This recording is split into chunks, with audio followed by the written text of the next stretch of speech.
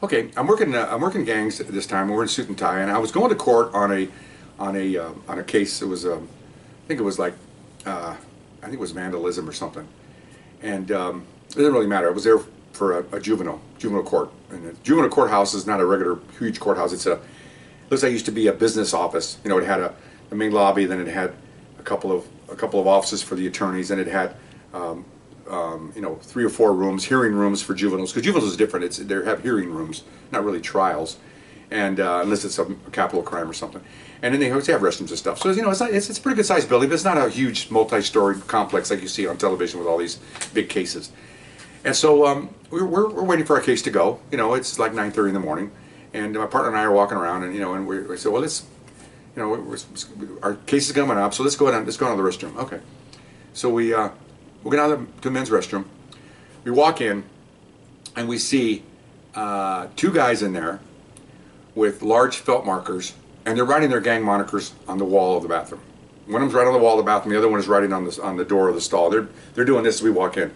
You know, I mean, caught in the act. Okay, so they look at us. Of course, they know we're the police, and so they drop the thing. And of course, they try to get out. Well, it's not gonna. No. We jammed them against the wall, and we cuffed them up. Got the evidence markers. And I stuck my head out the window, and I go and yelled out, "Bailiffs, bailiffs!" You know, and all these sheriffs walking around. I'm going like this, you know. So 2 of them come running over, and I go, "These guys did this," and they're going, "Oh my God, I can't believe this," you know, because it was a kind of a nice building, it had been painted, everything is nice. So they called somebody else, came with a camera, he took pictures, and some Polaroids, so they could put it instant pictures. They had other cameras, and we exchanged handcuffs, and these kids were taken away. Okay, well, they didn't waste any time on these kids. They about a week later, both of them had records, so they were detained for the week. So we get a subpoena, and a week later, we're back in the same courtroom. And you know, we go in there. They're sitting there. They've been in custody because they're bad guys.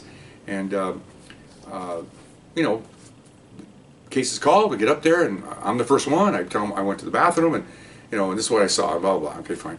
Well, the defense attorney goes, "Well, did you follow my client in there? Were you stalking my client? Were you picking on my client? Do you pick on Mexicans? Do you pick on, you know, it's just everything, but how about your client saying, yeah, I did it, and give me the penalty?" Oh, no, no, no, no. They're blaming that we stalked them, we followed them.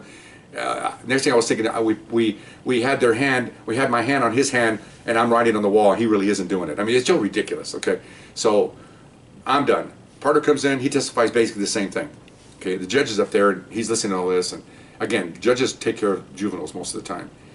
And he goes, "Gentlemen, stand up." The kids, they stand up. He says, "You know," he says, "bad enough you're out here, you know, vandalizing the public, you know, and doing stuff to the general public and people and citizens that pay, you know, that rent their houses and paint their homes, and you're ruining their establishments. And you come in my courtroom," and I mean, he just chewed them out about coming in here and, you know, racking up our courthouse, and you know, and then he actually gave a shot at the attorneys. He goes, "Yeah, these people come in here and defend you, make it believe like the officers are right and then not you were." I mean, he gave a little shot to those guys, which he should, because they're up there trying to bleeding hearts.